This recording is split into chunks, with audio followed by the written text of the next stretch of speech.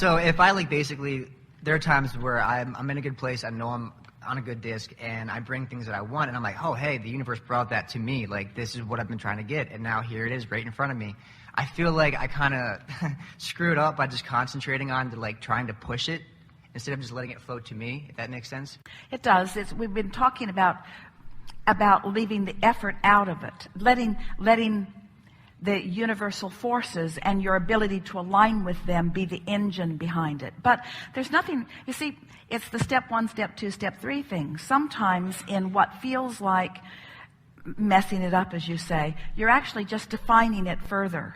And so if you, as in the conversation that we had just a little bit ago, if you don't beat up on yourself for that further definition, then it serves you. You're going to reach the place, you're fast approaching it, where you're predominantly on that high-flying disc and occasionally beginning to slip just a little bit for clarification. Let that be the way you put this. This was a very clarifying moment. Not I fell off my disc, or not I had a dreaded step 1 moment, or not I'm not living like I was supposed to, but that was a clarifying moment. Because when you think about it, if alignment with who you are is the optimum experience, and we say to you that it is, and if expansion is inevitable, then don't you want to find that marriage between the contrast which causes the expansion and the alignment as quickly as you can behind it? But don't you want to sort of embrace all of it and not be upset about mad at yourself about any of it? Definitely. So if I've taken the past 3 years to sit back and just sift through the contrast of relationship, and I know that now that I'm learning, oh, this is what I want, let's just make it happen. How do I feel like I see what I want, and then I just shower it with love and attention, and then it just, you know what I mean? Well, here's the operative word that is sort of troubling you a little bit. It's in the making it happen. Because in the making it happen, there's enough efforting from a framework of wanting to hurry it or not wanting to miss this. And so there is some resistance within that. Do you feel that you've collected the data and you are now ready to allow it? Oh yeah, I'm ready to roll. So, and do you believe that through what the sifting and sorting that you've done, that you have put the components of this perfect relationship in your vortex? Definitely. And so do you believe now that your singular work is to find alignment with who you really are? And do you trust then that in that alignment that the impulses will come? I do. So if the impulse comes and it feels good, follow it. But if the impulse comes and it feels like efforting, then back off a little bit. We started to talk about that earlier, and this is a better time to do it. That this momentum factor, Esther likes to think about the Bitterroot River in Montana, because Jerry and Esther spent a summer there. They had a car that they towed behind a motorhome, and they would take both vehicles up, and they would put the boat in the water and float to the other vehicle, and they would spend all day doing it. And on this Bitterroot River, sometimes it was so wide that the volume of water now is not moving very fast, but sometimes the banks of the river would be narrow, and so now the water is moving more swiftly. That's why they call it rapids.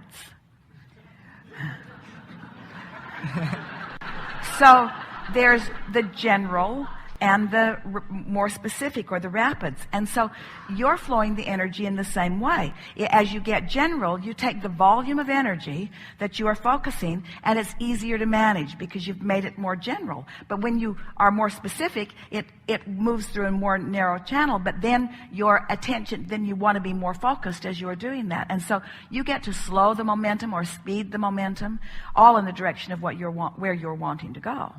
But what if I feel like I'm already pushing it in a good direction? Am I just too impatient?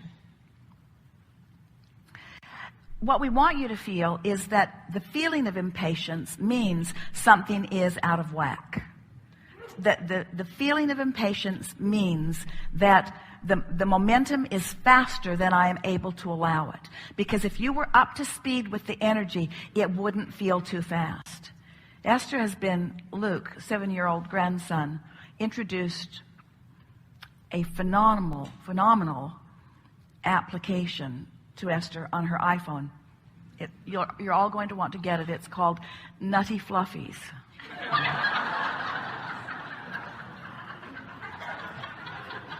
And it's all about momentum. And you fill your little car full of little fluffy critters, and then you control the momentum as they go up and down the roller coasters. And if you don't control it, they tumble out. They tumble out and they make sad sounds. But if you've controlled the momentum properly, you apply it just at the right time, then they have a wonderful, and they make happy sounds, and hearts fly out of the coaster, and it is a very interesting game in understanding momentum. And after she plays the game a little while, she gets so that she anticipates what's coming, and she's getting better and better at it. We know this is boring you a little bit, but the reason that we are talking about this is because learning about momentum is your most important work, because you have access to this energy that creates worlds, and you have a vibrational currency that is flowing through you that is unlimited. And the only thing that matters is that you have an object of attention to which you are flowing it, and that you are in control of the flow. So if you're wanting something more than you're able to allow it, it gets all out of whack. That's the whole thing that we've been talking about here today. You want to practice the thoughts of the outcome that you want until you own them so completely that there's ease within you, and then it happens. Definitely. It's funny you say that, because I feel like I put so much in the vortex of like relationships the past 3 years that like when I do let it flow, I'm just gonna explode with like, you know what I mean, too many relationships to deal with. So I feel like I've already, like, you know what I mean? I feel like I've already kind of like, see what I'm getting at? So I feel exactly that. So yeah, thank you.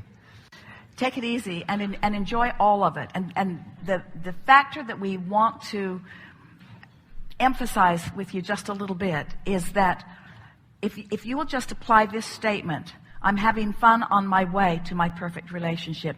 That takes all of the trepidation. It takes all of it puts it in balance. I'm having fun along the way to my perfect relationship. I'm having fun along my way, which means I'm in perfect balance now. I'm in perfect balance now. I'm in perfect balance now.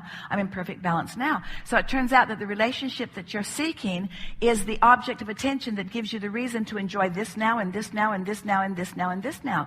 Where so many people, whether it's a relationship that they're looking for or anything else, it's where they want to be, and in the interim they're not feeling good, which means they can never really get to what they really want, because in the interim, when they are not feeling good, it means they're in a pipe on their way to something they don't want. See how it all works out? You got to feel good to be in the right pipeline, the pipeline that's headed toward what you want. Yeah, we know you get it. Thank you. Yeah.